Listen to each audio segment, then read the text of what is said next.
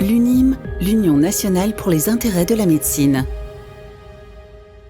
Association indépendante, l'UNIM défend les intérêts des professionnels de la santé depuis plus de 40 ans et leur propose les meilleures conditions d'assurance professionnelle et privée à des tarifs privilégiés négociés avec son partenaire Allianz.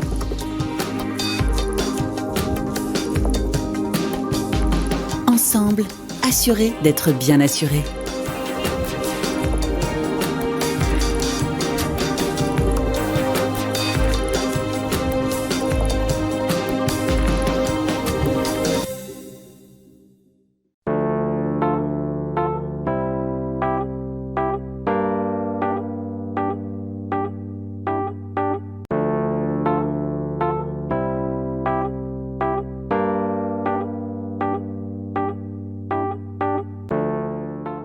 Bonsoir à tous, nous sommes ravis de vous retrouver pour ce nouveau rendez-vous des mardis de la santé UNIM organisé par Medscore pour son partenaire l'Union nationale pour les intérêts de la médecine. Alors, à partir d'aujourd'hui, nous nous retrouverons tous les 15 jours dans les studios de Medscore où nous invitons des spécialistes pour aborder différentes problématiques qui concernent les professionnels de santé, en particulier les professionnels de la physiothérapie, et qui bousculent les pratiques dans le quotidien des thérapeutes, tirant l'ensemble de ces professions vers l'avenir. Alors, nous vous donnons donc rendez-vous 2 fois par mois avec tous les acteurs de la filière sous la forme de plateaux TV de 45 minutes en lien avec les phénomènes de marché socio-économiques auxquels ils doivent tous s'adapter. Alors, ces mardis de la santé se veulent être des rencontres interactives où le débat est ouvert entre les intervenants et y compris sur d'éventuels points de désaccord. Nous aborderons donc lors de ces mardis un sujet en lien avec les nouvelles tendances qui marquent l'évolution des pratiques, mais au-delà des solutions thérapeutiques, nous serons plus focus sur les phénomènes de marché. Alors, lors de nos rendez-vous bimensuels, nous parlerons des tendances marché, de ce qu'elles impliquent, tant en contraintes qu'en opportunités. Et notre premier sujet est un excellent exemple, nous allons vite comprendre pourquoi, puisqu'aujourd'hui, nous avons réuni un panel d'experts pour aborder la psychologie et la motivation du patient. Alors, quelles sont les clés pour rendre un patient acteur dans son parcours de soins ?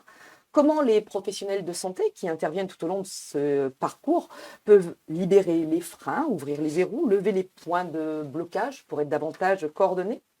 Et pour en discuter, en plateau à mes côtés, je vous présente donc le docteur Jérôme Garret. Vous êtes donc chirurgien de l'épaule à la clinique du Parc et particulièrement attaché à la relation thérapeute-patient. Oui. Vous en parlerez dans quelques instants.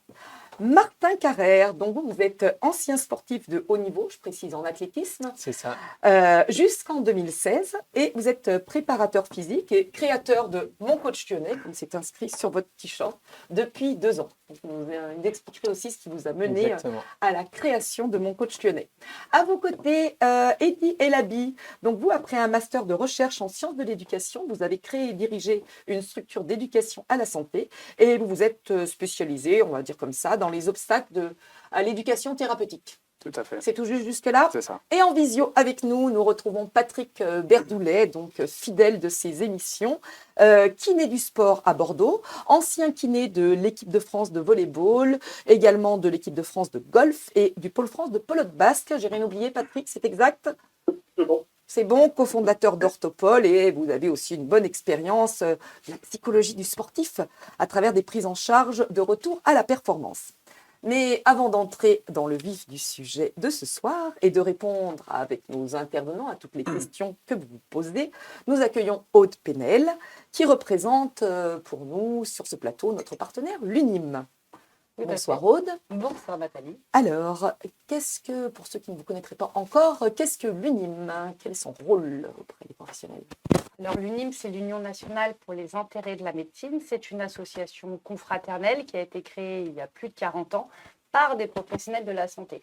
Alors elle a été créée avec un double objectif, celui de défendre les intérêts des professionnels de santé, mais également de proposer les meilleures solutions d'assurance à titre privé en termes de prévoyance, santé, assurance emprunteur et également sur des garanties d'exercice en groupe.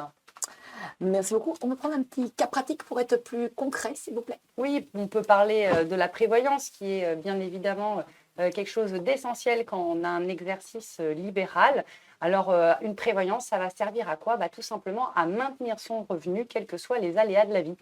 Vous êtes par exemple en arrêt de travail, la prévoyance va avoir pour objectif de compléter vos revenus que vous ne percevez plus si vous êtes libéral et de compléter finalement les régimes obligatoires. En cas d'invalidité, la prévoyance va également intervenir pour compléter vos revenus et vous maintenir un revenu si vous êtes en incapacité d'exercer votre profession. Et puis, bien évidemment, le cas le plus dramatique, le plus extrême, c'est le décès. La prévoyance va également intervenir pour pouvoir maintenir le niveau de vie de votre famille, c'est-à-dire de votre conjoint, mais également le financement des études de vos enfants, ou bien même tout simplement, lorsque vous travaillez en association, permettre que l'association puisse être pérenne malgré le décès prématuré d'un associé. Merci beaucoup. Alors, tous les 15 jours, en fin d'émission, un atelier est proposé par l'UNIM à nos auditeurs. De quoi va-t-on parler ce soir? Alors, ce soir, on va parler justement de prévoyance. Comment faire en sorte d'avoir un contrat de prévoyance qui corresponde à vos besoins et notamment qui soit adapté aux dernières réformes qu'il y a pu avoir dernièrement. Donc, on rappelle les objectifs de l'émission de ce soir. Parmi l'ensemble des paramètres qui contrôlent ou qui déterminent le retour à la vie d'avant ou le return to play, quelle est la part relative de la motivation et de l'implication du patient dans sa propre récupération? Quelles sont les sources de motivation? Quel est le rôle respectif de chaque professionnel de santé vers l'éducation thérapeutique ou le coaching des patients? Quels sont les résultats collectifs à attendre d'une bonne coordination de tous ces acteurs? Ce sont sur ces 3 axes que se positionnent donc nos 4 experts, et ce sera notre programme. Donc, premier axe de ce soir, identifier les sources de motivation. Et question à tous pour commencer, quelles sont les sources de motivation de vos patients? Et au préalable, quelle est chacun votre définition de la motivation liée forcément à vos fonctions et pratiques respectives? Je commence avec vous, docteur Jérôme Garret. Donc, on rappelle que vous êtes chirurgien de l'épaule à la clinique du Parc. Et donc, je vous laisse répondre à cette première question. Alors, déterminer la motivation d'un patient, il faut avant tout s'intéresser au motif de consultation, la raison pour laquelle le patient se présente à votre cabinet de consultation. Donc, le motif de consultation, il est différent dans la pathologie fonctionnelle, dans la pathologie de l'épaule. On a des pathologies dégénératives, on a des pathologies traumatiques.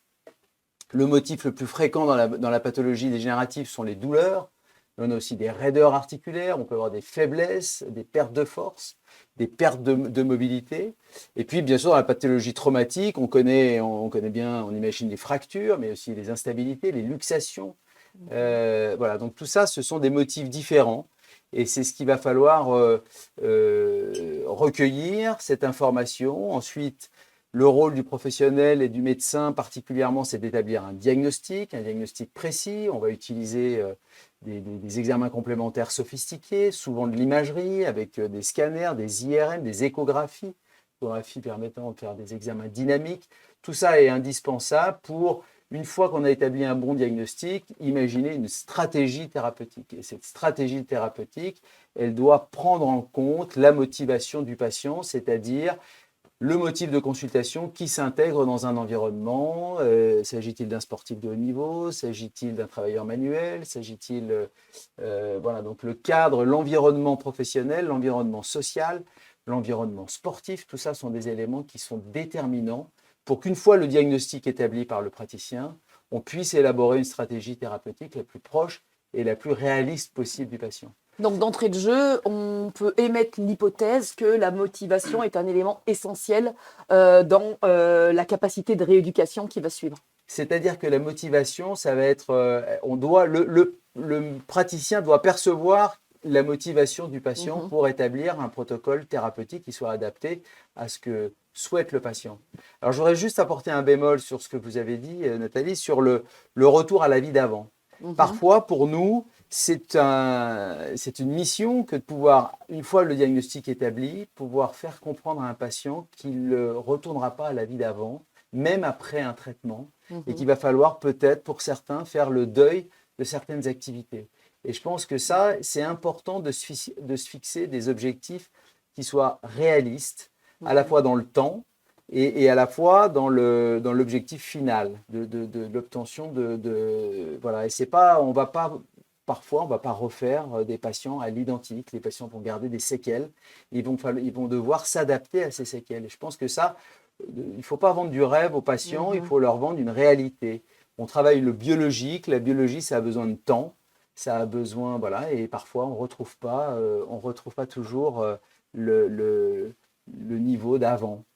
Autrement dit, vous pouvez faire des choses merveilleuses, mais vous n'êtes pas non plus des magiciens. Donc Ouais. ça, il faut qu'en face de vous, Ouais. le patient le comprenne. Ouais, ça c'est important. Ouais, il ne faut pas vendre du rêve à nos patients, il faut essayer de se coller à la réalité, et puis, mais avoir un message. Ça nous permettra d'ailleurs tout au long de la prise en charge d'avoir un message positif et optimiste. Alors ça, on en parlera sûrement, mais je pense que c'est très important d'avoir un message positif et optimiste, autant que faire se peut, mais en même temps, il faut savoir dire les réalités. Dire une réalité n'est pas forcément synonyme de pessimisme. Il faut rester optimiste dans notre démarche, quoi. Merci beaucoup. On sait que vous êtes quelqu'un de particulièrement motivé également. Donc, pour entraîner de la motivation, il y a aussi un cercle vertueux. Oui, c'est ça. Il faut créer un cercle vertueux. Tout à fait. Absolument. Alors, je me retourne vers vous, Martin Carrère. Donc, on rappelle, vous êtes préparateur physique et créateur donc, de Mon Coach Lyonnais. Chez vous, quelles vont être les sources de motivation des patients, des clients? Je ne sais pas comment on doit les appeler. Moi, je dis les adhérents, mais le vrai terme, c'est clients.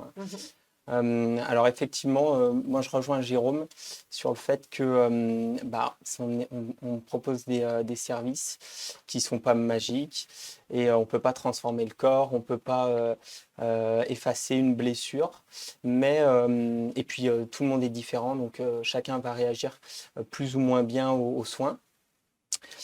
Mais en tout cas, on fait du mieux qu'on peut et les clients très motivés vont forcément avoir des résultats bien plus rapides et bien plus intéressants que quelqu'un qui n'y croit pas. Donc la motivation de départ va avoir vraiment un impact très important sur les soins et sur la progression du client ensuite. Donc voilà, nous aussi de leur donner confiance et de les convaincre à ce que nos services leur apportent les bénéfices qu'ils souhaitent avoir. Et les motivations les plus récurrentes, c'est Alors, quoi? C'est de la remise en forme, coaching, c'est la ligne? oui, c'est ça. En coaching, nous, c'est les pertes de poids principalement, pour la plupart, notamment sur des périodes comme celle-ci, retour de vacances. Ça peut être du renforcement. Normalement, c'est avant pour le maillot, avant la plage. Oui, il y a les deux. C'est vrai. Non, mais c'est vrai que la période juin-juillet, on travaille beaucoup aussi. Il y a aussi des personnes qui souhaitent ne plus avoir de douleur dorsale, des personnes qui souhaitent préparer une course, un 10 km ou un marathon. On a vraiment plein de motivations différentes, mais c'est vrai que la partie esthétique, la partie être bien sur la plage, être bien dans sa peau, bien dans son corps, reste quand même la priorité pour nous les coachs sportifs. Merci beaucoup. Patrick, vous êtes toujours en ligne avec nous. Donc, on rappelle que vous êtes kiné du sport, vous vous êtes occupé de plusieurs équipes de France. Donc, vous avez une grande proximité avec des sportifs de haut niveau. Quelle est la définition que vous en donneriez et quelle est pour vous la motivation des patients que vous avez eu l'occasion d'accompagner? Je vais essayer d'être assez synthétique. Pour moi, la motivation, c'est tout ce qui donne envie à un sujet d'arriver à des objectifs fixés. Ce que j'appellerais la motivation positive ou motivation intrinsèque, qui fait que cela rend le patient plus actif, c'est-à-dire acteur de sa rééducation, en lui demandant de réaliser des exercices à la fois au cabinet, mais surtout en auto-rééducation. Donc, la motivation doit être là, parce que ce n'est pas parce qu'il va venir 1h30 à notre cabinet que la récupération au rythme de 3 fois par semaine est suffisante. Donc, il va falloir, par un certain discours et une approche, le rendre vraiment acteur de son auto-rééducation, de façon à diminuer le coût pour la sécurité sociale de répétition de séances par une récupération plus rapide. Je ne sais pas ce qu'en pense Jérôme. Au-delà de la rééducation, on parle aussi beaucoup de réathlétisation chez le sportif blessé. Oui, bien sûr. Rééducation, réathlétisation, mais on parlera certainement après du problème du sportif, qui est un problème un peu différent. Eddy Elabi, donc on rappelle, vous êtes ostéopathe et vous êtes aussi formateur en entreprise. Vous avez un Master 2 en responsable d'ingénierie des systèmes d'organisation. Vous expliquerez un petit peu plus en quoi cela consiste. Alors, de manière aussi plus théorique, on distingue différents types de motivation. intrinsèque, extrinsèque? Comment vous la définissez de votre côté? Alors, c'est pas moi qui l'a défini. J'utilisais il y a quelques années un questionnaire qui avait été établi par des psychologues du sport. J'ai été éducateur sportif et il y a une dizaine d'années, je recevais des clients en coaching. Et je faisais ce questionnaire pour savoir à peu près si j'allais avoir quelques difficultés avec un client ou non. Et il ressort de ces questionnaires plusieurs sous-catégories, mais notamment 2 types effectivement de motivation. Une motivation extrinsèque, dont les déterminants seraient plutôt extérieurs à la personne, c'est-à-dire ce que disait tout à l'heure Martin, des critères esthétiques. Je veux, par exemple, faire du sport pour rentrer dans ma robe de mariée cet été, pour avoir des beaux pectoraux sur la plage. Typiquement, ce serait une motivation qui ne serait pas stable dans le temps. C'est les personnes qu'on voit s'inscrire en salle de sport, venir tous les jours, et au bout de 3 mois, ils disparaissent souvent. Et à contrario, une motivation plutôt intrinsèque basée sur les ressentis, les perceptions physiologiques. Je fais du sport parce que ça me détend, ça m'aide à gérer mon stress, je me sens bien. Le sport libère des endorphines, donc il y a une notion de bien-être avec ça. Et ça, c'est une motivation plus intéressante. En rééducation, pour revenir sur la rééducation, sortir du sport, on va automatiquement être plutôt dans ce type-là de rééducation. De motivation, pardon. Ce qui est un avantage. Ensuite, effectivement, dans certains cas différents, que j'ai déjà vu, un jeune sportif, par exemple, qui fait du sport parce que son père est aussi son entraîneur, pour faire plaisir à son père, on retombe dans une motivation extrinsèque. On verra par la suite les outils qui permettent de moduler cette motivation, parce que la motivation, ce n'est pas un état stable, c'est un processus qui est perpétuellement remis en question et qui s'atténue avec le temps. Donc, il existe des outils comme l'éducation thérapeutique pour entretenir cette motivation et pourquoi pas de passer d'une motivation à l'autre. On appelle ça de procéder à un changement de paradigme chez le patient. D'accord, donc on peut avoir des outils en fait pour quantifier, parce que des définitions de la motivation qu'on a pu entendre, il y a une certaine subjectivité, on perçoit la motivation chez le patient, mais on peut aussi la coter à travers des questionnaires, sur une échelle, on peut mettre les choses dans des cases, même sur quelque chose d'aussi subjectif. Tout à fait. Oui. D'accord. Alors, question à tous. L'éducateur soignant doit savoir apprécier le degré de motivation du patient par les faits. Donc, comment il analyse la compréhension de son état de santé par le patient lui-même. Typiquement, on en parlait en amont de l'émission, vous avez des sportifs qui de toute manière ne vont pas tellement écouter les consignes, ils vont être vite dans la reprise. Donc ils ont une perception, ils sont peut-être un petit peu surhommes. Comment vous percevez chez votre patient, votre client, la perception qu'il a lui-même? Alors ça, c'est une question essentielle, hein. C'est-à-dire quel est le message, qu'est-ce que le patient a compris de votre message et qu'est-ce que le patient a compris du projet thérapeutique qu'on va lui proposer. Alors déjà, on parle des sportifs, finalement, c'est probablement les patients les plus faciles à soigner, les sportifs, parce qu'ils ont une qualité intrinsèque, une capacité de récupération qui est particulièrement pour les sportifs de haut niveau absolument étonnante. À tel point, des fois, je me pose la question de savoir est-ce qu'ils sont sportifs de haut niveau, c'est parce qu'ils sont sportifs de haut niveau qu'ils récupèrent très vite, ou c'est parce qu'ils ont une physiologie particulière avec des capacités de récupération étonnantes qui sont sportifs de haut niveau. Vous voyez, finalement, on peut se poser la question. On posera la question d'ailleurs à Martin, qui a ces deux. Oui, probablement, Martin, vous devez avoir un avis là-dessus. Voilà. Après, alors, moi, j'ai un questionnaire d'évaluation parce que c'est vraiment une préoccupation de savoir si le patient a compris le message, le diagnostic, le projet thérapeutique, les différentes options thérapeutiques possibles et celles que j'ai choisies pour lui. Et je fais remplir au patient ce questionnaire d'auto-évaluation qui va me permettre d'apprécier son niveau de compréhension du message que je lui ai transmis pendant la consultation, avant d'avoir élaboré la stratégie thérapeutique.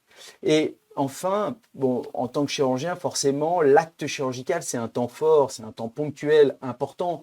On va stabiliser une articulation, on va mettre une prothèse, on va réparer une fracture, on va réparer des ligaments, des tendons. Moi, je fais beaucoup, par exemple, de chirurgie de la coiffe des rotateurs. C'est essentiel que le malade soit préparé à cette chirurgie, c'est-à-dire on ne va pas se précipiter dans cette chirurgie. Sur le plan du kinésithérapeute, et je rebondis complètement sur les propos qui ont été tenus, il faut que l'épaule soit prête, que les épaules soient souples, par exemple, quand on doit être opéré d'une réparation des tendons de la colonne rotateur. Donc il y a un travail en amont, il y a un travail en aval, bien entendu, une fois que l'acte chirurgical a été fait. Mais cette préparation, elle est déterminante et je suis content d'avoir entendu les propos de Di, c'est que la motivation, c'est quelque chose qui se crée, ce n'est pas quelque chose qui est spontané, inné ou statique ou figé. C'est quelque chose qui peut se travailler pour amener le patient dans des conditions optimum pour aborder sa chirurgie, particulièrement donc, sous l'angle de la motivation, comme sous l'angle de l'assouplissement des articulations, etc. Merci beaucoup. On peut conclure de cette première partie que les clés pour booster la motivation passent déjà par une excellente connaissance de la psychologie de son patient ou de son client, fonction, et de son environnement pour transformer aussi l'expérience de son parcours de soins. La gestion d'une pathologie chronique ou fonctionnelle suppose un partage des rôles, un partenariat avec la personne soignée et l'entrée en scène de différents acteurs. Et c'est l'objet plus précisément de notre deuxième axe, le rôle respectif de chaque professionnel vers l'éducation thérapeutique ou le coaching des patients.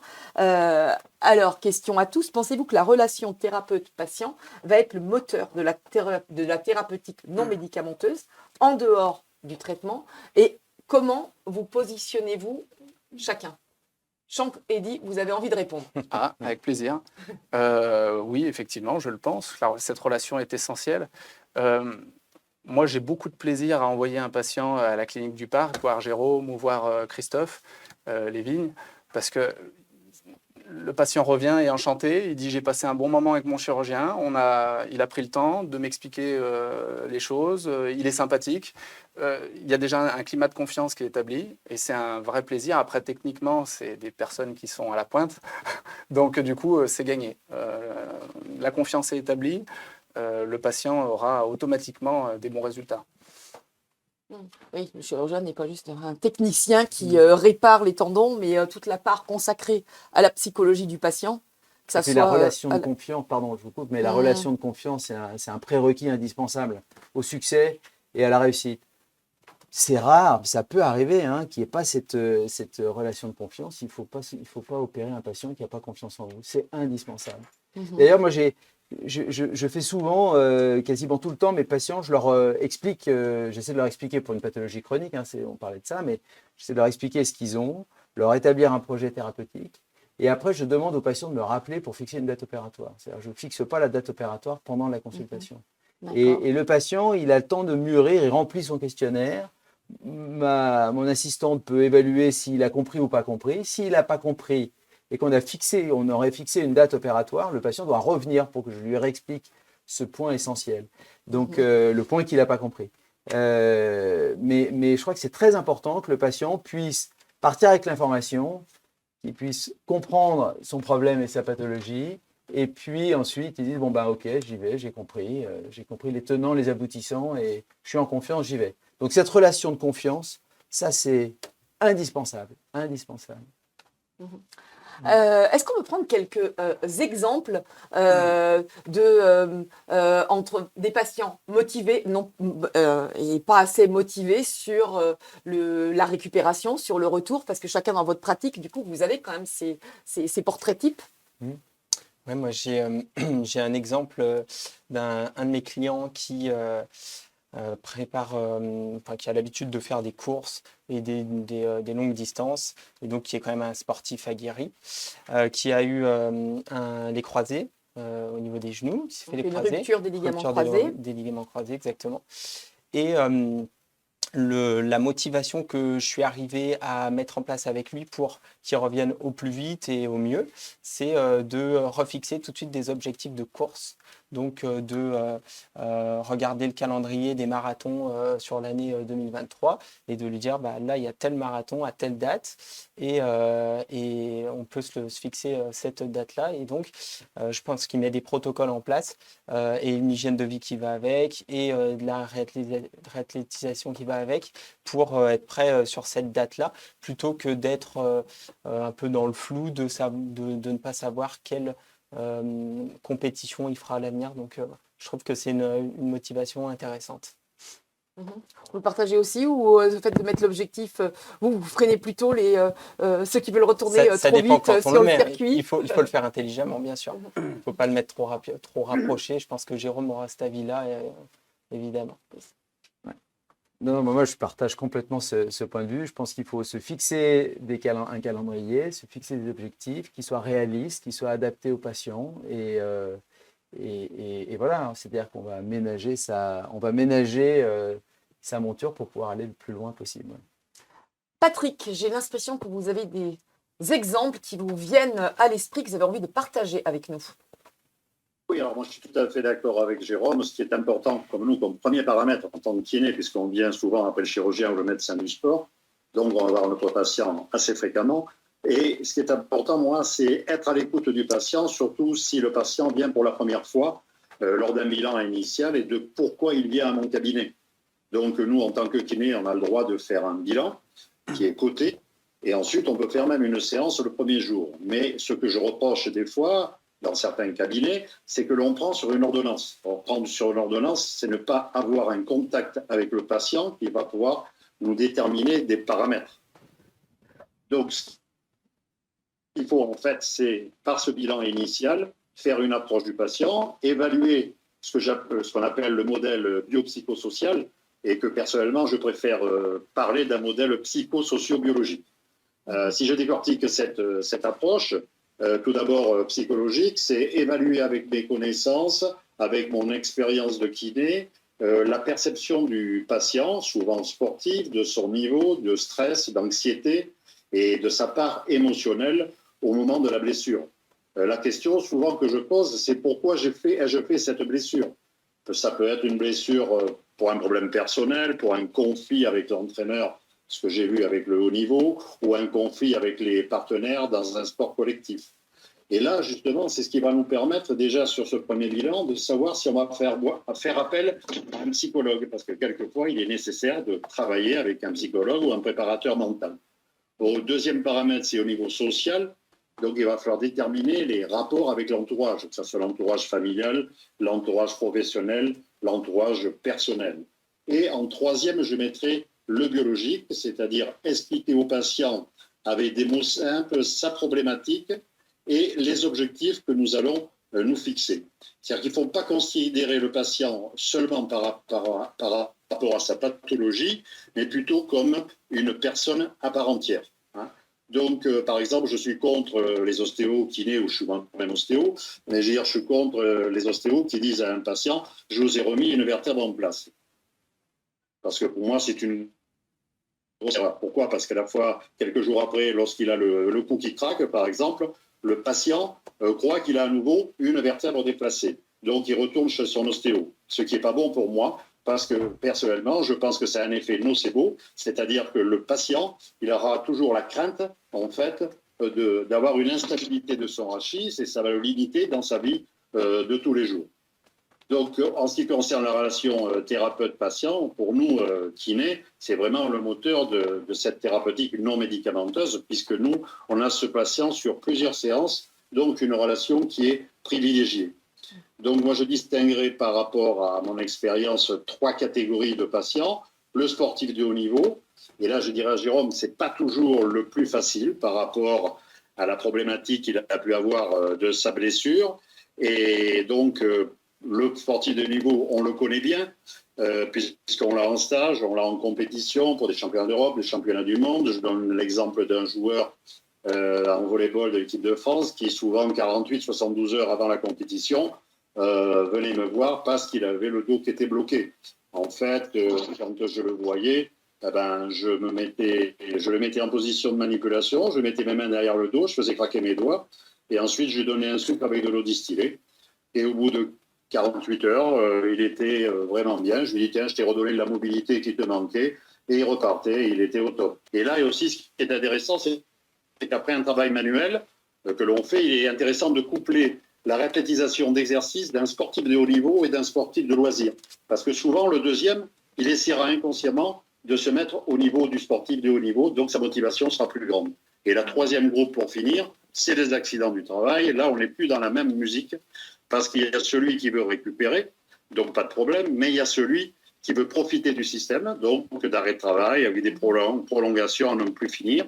Donc, il est important pour nous, en tant que kiné, de ne pas prolonger les séances qui ne servent à rien, où on va l'installer dans une pathologie chronique. Je peux donner l'exemple d'une patiente qui avait une lombalgie post-traumatique et qui, en fait, au bout de 10 séances, n'allait pas mieux alors qu'elle ne présentait aucun problème mécanique. Donc, je l'ai pris en massage un soir, j'ai discuté avec elle. Au bout de 10 minutes, elle s'est mise à pleurer, tout simplement en me disant, ben voilà, j'ai divorcé, j'ai pris 15 kilos, je ne rencontre plus personne. Donc, je lui ai dit, écoutez, on va arrêter les séances ce soir. Ah bon? Oui, parce que moi, je ne peux rien faire pour vous. Donc, vous êtes dans un couloir où il y a des cadenas avec des portes fermées. Et pour arriver dans la pièce où il y a la lumière, il faut aller voir quelqu'un qui est spécialisé. Et donc, c'est faire une démarche d'aller voir un psychiatre. On n'est pas fou parce qu'on va voir un psychiatre ou un psychologue pour en parler. Et donc, cette patiente, j'ai arrêté les séances. 6 mois après, elle est revenue à mon cabinet. Elle avait perdu 15 kilos. Elle avait retrouvé un copain. Elle avait été voir, elle avait une connaissance psychiatre que je lui avais indiquée. Et donc, le problème était résolu de l'accident de travail. Donc, c'est là qu'il ne faut pas continuer les séances pour un coût pour la sécurité sociale et économique. Merci beaucoup Patrick pour ces exemples qui illustrent bien ce qu'on essaye justement de démontrer sur ce plateau. Eddy, alors je vais vous laisser réagir à différentes choses qu'a dit Patrick, mais au-delà des aspects théoriques de la motivation, est-ce qu'on peut dire quelques mots sur la pratique et aussi pointer quelques erreurs que le thérapeute ne doit pas faire auprès de son patient, justement afin de ne pas créer l'effet inverse? En effet, alors peut-être avant de pointer les erreurs, je vais peut-être donner quelques conseils pratiques, puisque c'est aussi l'objet de cette table ronde, des retours d'expérience et pourquoi pas des choses à mettre en place dès demain au cabinet pour les kinés qui nous écoutent. Globalement, alors, vous l'avez dit tout à l'heure, j'ai dirigé et créé une structure d'éducation à la santé pendant 5 ans. Concrètement, c'est ni plus ni moins qu'un centre de remise en forme le soir. Et le matin, on accueillait un public senior retraité avec toute problématique, une coiffe dégénérative, une gonarthrose à un stade avancé, des prothèses articulaires, des personnes qui se croyaient exclues de toute activité physique et sportive, à qui on proposait des ateliers d'éducation thérapeutique, des sorties, des conférences, etc. Et donc, ce qu'on mettait en place lors d'ateliers d'éducation thérapeutique, c'est après la première étape dont a parlé Jérôme tout à l'heure, le diagnostic, ensuite la prise de conscience du patient par des questionnaires. Moi, j'utilisais des questionnaires de qualité de vie qui sont utiles. Exemple, avec quelle pénibilité vous montez 10 marches d'escalier. Et c'est des personnes qui ont une impotence fonctionnelle et qui, quand elle est ancienne, l'ont parfois oublié. Ils ont admis dans la normalité le fait de prendre automatiquement l'ascenseur ou l'escalateur. Donc, ça leur fait prendre conscience des problèmes, des points à travailler. Ensuite, on met en place effectivement ce contrat d'éducation thérapeutique. Moi, je conseille, après, tout le monde fait comme il le souhaite, mais c'est intéressant de le matérialiser avec quelques tirets. Voilà les objectifs à travailler. Voilà ce que vous allez vous engager à pratiquer 5 minutes d'exercice à la maison, quotidien. Et donc, c'est intéressant parce que chacun signe ce contrat, daté, signé. Tout le monde garde un exemplaire. Il faut éviter de faire un dossier de 10 pages, reprogrammation neuromusculaire de votre articulation. Là, le patient, vous allez le perdre. Plutôt des choses simples. Et quand le patient perd en motivation au cours de la rééducation, on peut, alors le patient souvent a perdu le contrat, on peut ressortir, dire bon bah essayez déjà de savoir ce qui se passe, et puis pouvoir dire bon bah voilà, vous étiez d'accord, est-ce qu'on peut modifier des choses? Donc la matérialisation de ce contrat, première chose. Ensuite, je vais utiliser un exemple du vécu. Une personne, à la fin d'un atelier d'éducation thérapeutique, j'aimais faire des entretiens de groupe ou individuels, et il me confie, il me dit, tu sais quoi, Eddy, ça va mieux avec mon épouse. C'était un atelier sur la lombalgie, et je lui dis, ah bon, comment ça se fait? Alors il me dit, bah ouais, j'ai moins mal, je suis mieux dans mon corps, je suis mieux dans ma tête. Je rentre chez moi, je suis moins irascible, je grogne moins, je retourne au bricolage. Donc, bon, après, il était peut-être plus agile au plumard, je ne sais pas. En tout cas, ce que je sais, c'est que ça, c'est intéressant. J'appuie mes mots. Ces acquis-là, il faut les faire verbaliser pour leur permettre d'exister. C'est très important. à faire en fin de rééducation. Les acquis, c'est intéressant de les faire verbaliser. S'il fallait pointer une erreur majeure, c'est la dépénalisation de l'erreur, justement. Le statut de l'erreur, c'est très intéressant. C'est très connu dans les soins infirmiers, en addictologie, en diabétologie, en psychiatrie. Quelqu'un qui, par exemple, a dit « j'ai rechuté, j'ai replongé », on ne lui dit pas « c'est pas bien », sinon il y a de grandes chances que la prochaine fois, ils vous mentent, ils ne vous disent pas la vérité. Alors les infirmiers peuvent tricher un petit peu avec l'hémoglobine glyquée, qui est le reflet de la glycémie sur les semaines antérieures. Mais en rééducation, si par exemple les résultats ne sont pas présents et que le patient vous dit « oui, j'ai bien fait mes exercices à la maison, c'est compliqué ». Donc, il faut éviter de le braquer en lui disant « c'est pas bien, vous n'avez pas fait vos exercices ». Merci beaucoup. Je voulais juste qu'on revienne sur quelque chose qu'on a évoqué ensemble en préparant l'émission. On a dit qu'on essayait d'aborder sur le plateau ce qui bouscule les praticiens dans leur pratique. Et vous m'avez dit, nous, chirurgiens, on a été bousculés par le politique pour des raisons plutôt économiques, pour faire de l'ambulatoire. On était un petit peu réticents à ça. Et puis finalement, forcé de constater avec la pratique de l'ambulatoire que finalement, ça a été super positif, et notamment sur la motivation du patient. Vous avez dit, si on les a plus sous la main, près de nous, ça va être plus compliqué, ils vont se sentir délaissés. Et en fait, c'est tout l'inverse qui s'est produit. Vous êtes retrouvés avec des gens qui finalement comprenaient bien ce qui se passait et qui ont vraiment adhéré au protocole d'éducation thérapeutique. Oui, exactement. C'est vrai que on a été un peu bousculé, il faut le reconnaître. Je ne pense pas me tromper en disant ça. C'est dans les années 2015-2016 par le politique qui nous dit maintenant, il va falloir faire. Enfin, s'ils ne l'ont pas dit directement, c'est en tout cas ce qui, je pense, c'était leur motivation principale, c'était de faire des économies de santé, de diminuer les durées de séjour et de privilégier la chirurgie ambulatoire. Et on s'est organisé pour faire de la chirurgie ambulatoire.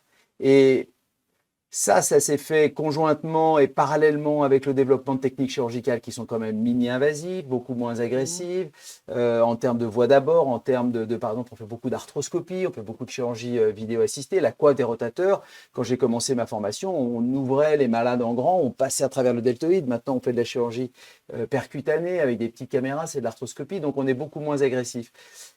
C'est du mini-invasif, on développe de la chirurgie ambulatoire. Seulement, la chirurgie ambulatoire, ça a bousculé nos pratiques, ça a bousculé nos pratiques. Et je dirais que le mot-clé, c'est on a dû former, informer le patient. Et pour le coup, le patient devient obligatoirement l'acteur de sa prise en charge et de sa santé autour de la chirurgie. On doit lui apprendre les traitements antalgiques, et on doit lui apprendre les exercices d'automobilisation, Patrick en parlait tout à l'heure, et tout ça, on doit lui apprendre à gérer, y compris parfois ses pansements, même si on a des assistances à domicile, avec des hospitalisations à domicile qui peuvent assister les gens qui ont plus de difficultés à comprendre. Mais enfin, cette prise en charge ambulatoire a complètement bouleversé nos pratiques. Il faut reconnaître que ça a peut-être été un peu imposé par le politique, et il faut reconnaître que c'est un plus colossal pour nos patients et dans nos pratiques quotidiennes. Moi, j'ai maintenant à peu près 80% de la chirurgie de l'épaule qui est pratiquée en ambulatoire. Et ce qui nous semblait inimaginable peut-être au début de ma carrière, maintenant est complètement acquis pour tous. On fait de l'ambulatoire, on a des traitements très forts, des traitements antalgiques très puissants. Il n'y a rien de grave, ce n'est pas un abandon du patient. C'est essentiel de dire ça. Il y a toujours la possibilité de nous joindre. Et il faut au contraire, je crois que si on perçoit une crainte dans le patient d'un soin en ambulatoire, c'est que là, il faut qu'on travaille sur sa motivation et sur la motivation qu'il a d'aboutir à sa propre guérison. D'accord ? Si le patient a peur, il ne faut pas que le patient vienne nous dépose son épaule, comme on va déposer sa voiture chez le garagiste en disant, écoutez, voilà, vous réparez ça, et puis moi je reviendrai quand elle est réparée. Parce que là, vous lui dites, non, ça ne se passera pas comme ça. Je veux dire, la guérison, elle ne passera que par vous. L'acte chirurgical, c'est une chose, mais la rééducation, c'est essentiel, et l'auto-rééducation, et c'est pour ça que finalement, nous sommes tous des techniciens, mais on ne doit pas oublier ce rôle de coach pour informer et former nos patients à leur propre guérison, à leur propre prise en charge. On est complètement au cœur de ce qui nous préoccupe sur le plateau de Medscore, parce que finalement, on s'intéresse à tout ce qui bouscule les pratiques. Et finalement, cette bousculade qui a été un petit peu imposée par le politique, pour une fois, s'est révélée en fait très intéressante en bilan, et notamment sur la motivation, puisque à travers ça, on n'abandonne pas le patient, mais justement, il prend part, il devient acteur, et il est plus motivé. Alors, absolument. Patrick est d'accord. Ouais, je vous en prie. Je vous en prie, mais je crois que Patrick avait aussi envie de réagir, donc tous les deux, on vous écoute. Oui. Non, tout à fait d'accord avec Jérôme. En fait, la RAC, cette rééducation accélérée, c'est une avancée capitale pour nous dans le rôle du patient acteur et de sa motivation. Moi, j'ai connu l'époque où on avait des patients qui restaient 8 jours pour une PTG, 4 jours pour une hernie discale. En fait, qu'est-ce qu'ils faisaient ces patients? Ils faisaient fauteuil-lit, lit-fauteuil, salle de bain, et encore isoler l'infirmière pour aller aux toilettes. Donc, il y avait un cocooning qui était péjoratif dans la récupération. Ça, il n'y a pas de problème. Alors, nous, ce qui est très favorable, nous, dans la clinique où je travaille, où je vais voir les patients, en fait, nous faisons 98% de PTH en ambulatoire, 95% de prothèse caudale du genou en ambulatoire, puisque moi-même, j'en ai fait une. Donc, pas de problème, je suis sorti le soir même, impeccable. Les hernies discales aussi en ambulatoire. Mais ce que nous faisons, nous, dans la clinique, c'est que nous faisons venir les patients par groupe, c'est-à-dire soit des PTH, soit des prothèses de hanche, soit des prothèses de genoux. Ils restent à la matinée avec nous et ils font un circuit pour aller chercher leur dossier, le monter à l'étage à l'infirmière. Et nous, en tant que kinésithérapeute, nous prenons les patients pour leur montrer comment se lever du lit, comment aller aux toilettes, comment marcher avec des cannes, comment monter, descendre les escaliers. Et on s'est aperçu qu'en faisant cette école des patients, eh bien, l'anxiété qu'il y avait en vue de l'intervention, mais elle a diminué à 80% parce qu'en fait, ils arrivaient au bloc opératoire avec déjà une connaissance de leurs problématiques et des suites qui allaient en découler. Merci Patrick pour ces informations qui sont, je ne prends pas votre rôle, mais qui sont essentielles. C'est vrai que si ça a été initié peut-être par le politique, je ne pense pas me tromper en disant ça, il y a des leaders qui se sont saisis de ces opportunités, qui ont développé, et Bordeaux est un exemple, un modèle à suivre. D'accord. Mieux que Lyon? Aussi bien. Non. mais non, c'est aussi une grande place de l'orthopédie française, c'est certain. Mais disons qu'il y a vraiment eu des leaders qui ont, et on a été vraiment plein d'idées. On s'est enrichis les uns les autres de toutes ces informations et je pense que maintenant, il y a vraiment une adhésion générale de tous les praticiens, de tous les professionnels de santé pour favoriser cette récupération accélérée après chirurgie.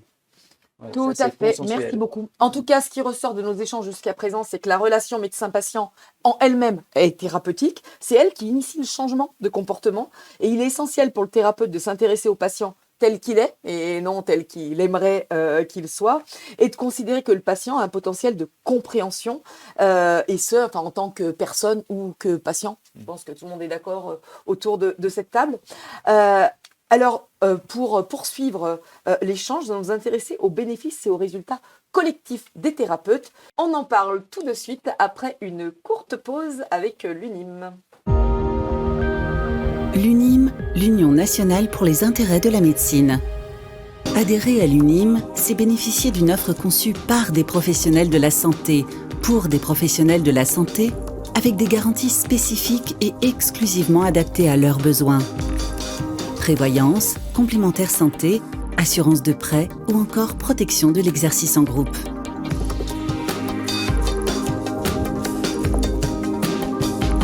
Ensemble, assurés d'être bien assurés.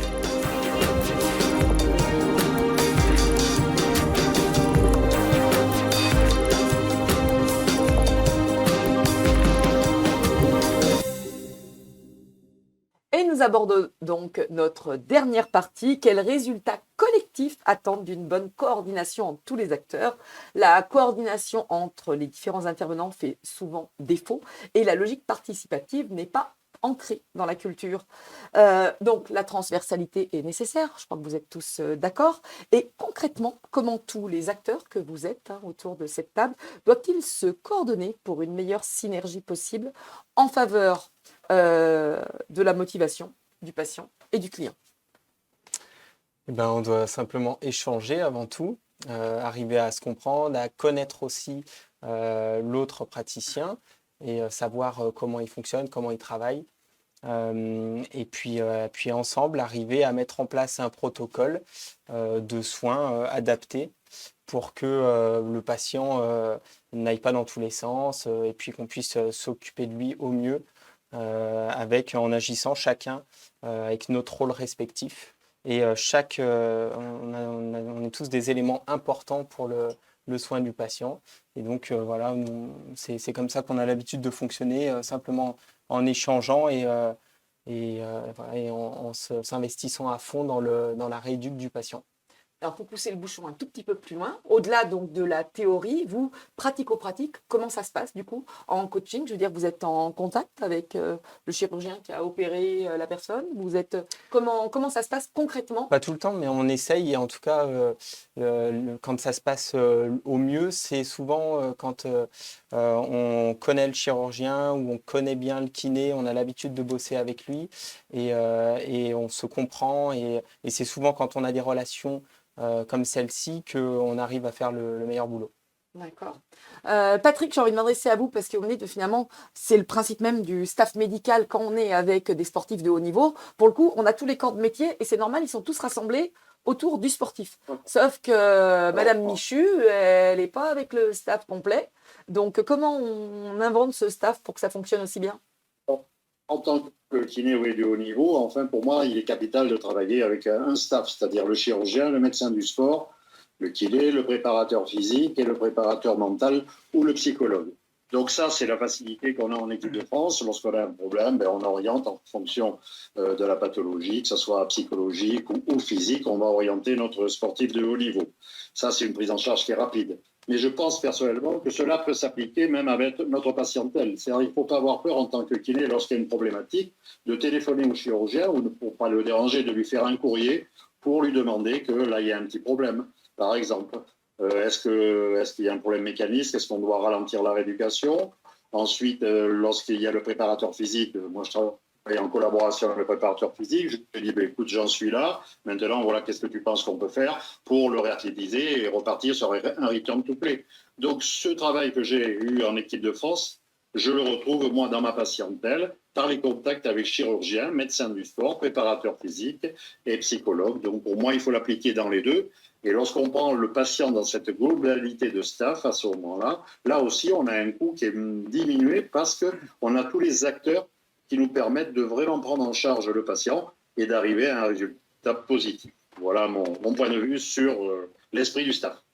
Merci beaucoup. Alors, on va prendre l'exemple de la clinique du Parc. Par hasard, par exemple, comme vous y êtes, ça tombe bien. Dans la clinique, le centre de rééduc, il est dans les murs de la clinique. Donc, vous êtes en connexion. Comment vous articulez? Parce que vous n'avez pas non plus que le centre de rééduc de la clinique. Vous envoyez aussi vos patients ailleurs, bien sûr. À Hauteville, ailleurs. Comment Exactement. Non, 100% d'accord avec ce qu'a dit nos intervenants. Et Patrick, en fait, on va calquer un petit peu le modèle qui existe chez les sportifs de haut niveau, avec des staffs qui sont déjà tout à fait organisés. Et puis, on l'adapte de plus en plus à tous nos patients. Et c'est tout à fait adaptable. Et pas exclusivement avec une équipe de kinésithérapeutes qui sont à l'étage en dessous. Vous le faites avec des kinésithérapeutes qui sont et des coachs et des ostéos. Bref, tous les professionnels de santé qui interviennent dans la prise en charge d'un patient autour d'une pathologie, par exemple, ou d'un problème particulier, doivent être impliqués et on doit communiquer. Voilà, les outils de communication d'aujourd'hui nous permettent quand même d'avoir des informations, mais c'est vraiment dans l'air du temps, cette transversalité. Et moi, je me rends compte, on voit sur les réseaux sociaux, des choses comme ça, dans les organisations de colloques, il y a de plus en plus besoin, on a besoin de se connaître, on a besoin de se rencontrer, on a besoin de communiquer, on a besoin d'échanger. Alors, on échange par l'intermédiaire de nos courriers, de nos messages, mais je profite de l'opportunité que vous me donnez pour vous parler d'un projet qu'on réalise avec la Société française de l'épaule et du coude et qui va réunir d'autres sociétés savantes que sont les radiologues, les médecins du sport, les médecins de réadaptation et de médecine physique. On est en train de créer le premier congrès national de l'épaule et du coude du sportif, puisque là, le sportif, c'est ce qui est notre trait d'union quand même à nous tous pour cette journée. Ce sera le samedi 27 mai à Paris. C'est un congrès qui est destiné à tous les professionnels de santé. Donc, ça va des coachs, ça peut être des ostéopathes, ça peut être des kinésithérapeutes, ça peut être des coachs sportifs qui s'occupent de sportifs de haut niveau. Et on a fait un programme scientifique, je crois, qui est vraiment de grand intérêt. Chaque année, il y aura un sport qui sera mis à l'honneur. Cette année, c'est la première édition dédiée au tennis. Donc, on travaille avec la Fédération française de tennis. On a les médecins de l'équipe de France, on a les médecins de Roland Garros. Et là, on va faire des études. On va essayer vraiment d'apporter tout notre savoir-faire scientifique, médical et destiné à échanger. Et ça, c'est une première parce que, en fait, dans les congrès de chirurgie, on invite de temps en temps un médecin du sport. Dans les congrès de médecine du sport, on invite de temps en temps un chirurgien. On invite un kiné ou on fait des choses comme ça. Mais en fait, on n'a pas un lieu de travailler ensemble, notamment sur le plan scientifique. Et l'idée, c'est vraiment d'aboutir ensemble sur des publications scientifiques de haut niveau, sur des études qui vont faire office de référence. Là, il y aura 3 symposiums qui vont être abordés. Le conflit postéro-supérieur à l'épaule, le tennis elbow, pathologie ô combien fréquente, la pathologie de la coiffe chez le joueur de tennis après 40 ans. Et je pense qu'au terme de ce travail, on va pouvoir tirer des lignes. Voilà. Donc ça, c'est vraiment de la transversalité. C'était donc la page pub du docteur Jérôme Garret, Oui. mais ça tombe bien puisque ça sera avec Medscore, donc c'était pas prévu, mais vous avez bien fait de nous en parler sur le plateau puisqu'on sera aussi à vos côtés. Merci Nathalie, c'est pas mon congrès, hein, c'est le congrès de la Société française de l'épaule et du coude. Hein, c'est très bien d'en parler. Le porte-parole de cette société savante. Non, mais c'était un excellent exemple, enfin en tout cas pour illustrer justement ce besoin de connectivité entre tous les intervenants. Et donc, ce congrès arrive à point nommé pour en donner l'illustration. Donc, on n'est pas du tout hors sujet. On est en plein dans la réponse à la question que je vous ai posée. Donc, c'est parfait. Merci beaucoup. Eddy, sur le collectif, le jouer ensemble, on gagne tous ensemble. Tout à fait d'accord, je vais faire très court. Tout a été dit sur le plan de la communication, mais c'est vrai que pour parler le même langage, c'est intéressant aussi qu'il y ait de la formation derrière, de la sensibilisation, par des formations en DPC, en éducation thérapeutique. Il existe des DU, il existe des ouvrages. Je vais en citer un, comme l'éducation thérapeutique du patient, Gâteau, Viel et Garnier, si je n'oublie pas les auteurs, qui est en kinésithérapie, donc qui est très très bien. C'est un très bon ouvrage. Donc pour parler le même langage, c'est très intéressant. Essentiellement, voilà. Merci beaucoup. Je crois que l'émission touche bientôt à sa fin. Le temps passe extrêmement vite en votre compagnie. Je ne sais pas si j'ai le droit de faire un petit tour de table de conclusion avec nos intervenants. Nous allons donc prendre ce temps-là. Martin, que retirez-vous de cette donc très court, votre petit mot de conclusion, votre take-home message après ces 3 quarts d'heure passés ensemble? Eh ben, la dernière chose dont je voulais parler, c'est que je pense que c'est important que le patient n'aille pas voir le premier kiné ou le premier coach ou autre praticien au plus proche de chez lui, mais plutôt qu'il aille découvrir et rechercher une personne avec qui il s'entend bien et qu'il a un bon feeling et en qui il croit pour que sa rééduque soit la plus intéressante possible. Très bien. Et ce qui est derrière, c'est que la psychologie doit être en adéquation entre Exactement. La personne qui s'occupe de lui. Eddy, votre petit mot de conclusion? Alors, un petit mot de conclusion, Rapide, bien sûr. très rapide. Quand on questionne le patient, il faut questionner, mais sans juger, et responsabiliser le patient sans le culpabiliser. Je termine là-dessus. Merci beaucoup, c'était synthétique, mais tellement juste, c'est pas la peine d'en rajouter. Patrick, petit mot de conclusion? Tout simplement, écoute du patient, évaluer à chaque fois au bilan le modèle psychosocio-biologique, utiliser des mots simples pour expliquer les pathologies, les traitements qui en découlent, et faire attention dans notre langage, où j'ai toujours dit à mes jeunes associés, quand ils voient un patient dans la salle d'attente, ne dites jamais « comment allez-vous » ? « Bonjour, comment allez-vous » Parce que quand en fait pose cette question, c'est un peu un problème de PNL, le patient va vous dire « je ne vais pas bien puisque je suis là ». En fait, il faut dire « programmation neurolinguistique ». Est-ce que vos douleurs sont moins importantes? Voilà. Est-ce que l'espace sans douleur est plus important? Et là, on amène le patient dans une motivation positive, intrinsèque, pour pouvoir avoir un bon résultat. Jérôme Garel, mot de la fin, venez tous au congrès le 27 mai, non, le 2023, 27 mai 2023. Plus sérieusement, vous aurez votre tout conclusion. sur le site de Medscore. Bien sûr. Non, en conclusion, patient acteur principal de son problème, donc formation, éducation, des mots simples, transversalité pour progresser et pour créer des équipes de prise en charge autour d'un projet commun dont le patient doit avoir compris les tenants et les aboutissants. Pas confondre vitesse et précipitation, savoir se fixer des objectifs réalistes, savoir, je voudrais dire juste un mot, souvent les patients entendent dire par leur entourage ou par exemple par leur employeur, oh, bah, écoute, tu prends le temps qu'il faut, tu te remets, tu reviens à 100%, à 150%. Ben, c'est rarement le cas parce que malheureusement, nous tous autour de la table, on n'a pas toujours la possibilité de ramener le patient à 100 ou 150%, ou à part un sportif de haut niveau dont on a vu qu'il avait une psychologie souvent un peu particulière. Mais le patient, même très motivé, n'arrivera peut-être pas à retrouver son état d'avant.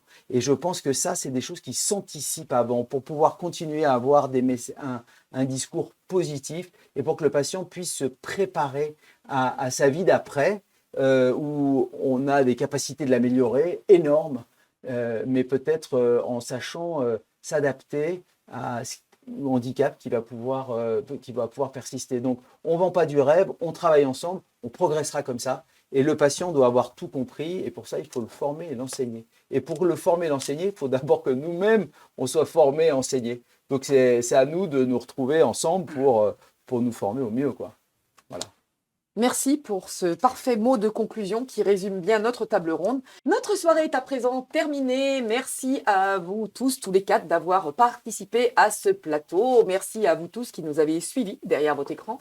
Merci aux équipes de Medscore et de Ouvrez l'œil qui nous a assuré la production. Cette soirée visait à aborder ensemble avec nos invités une dimension essentielle qui est celle de la psychologie derrière la motivation. Nous vous donnons rendez-vous dans 15 jours pour parler sur ce plateau, donc le 27 septembre, de la nutrition comme clé de la prévention et de la thérapeutique. Et donc, l'émission n'est pas terminée puisque nous terminons la soirée avec un petit atelier. Pouvez-vous nous rappeler de quoi nous allons parler tout de suite après ? Oui, bien sûr, Nathalie. Ce soir, on va parler de prévoyance et notamment comment faire en sorte d'avoir un contrat de prévoyance qui soit adapté à vos besoins. Et qu'est-ce que va vous proposer l'UNIM dans ce sens ? Et notamment un contrat de prévoyance qui soit adapté aux dernières réformes de la sécurité sociale. C'est un court atelier qui dure 15 minutes où on sera dans un échange assez pratico-pratique. Voilà. Merci. Alors, bonne soirée à tous et bon atelier. L'UNIM, l'Union nationale pour les intérêts de la médecine. Les adhérents de l'UNIM bénéficient également d'un bouquet de services innovants, parmi lesquels une garantie d'assistance et de services très complète, ainsi qu'une protection juridique vie privée, vie professionnelle. Ensemble, assurés d'être bien assurés.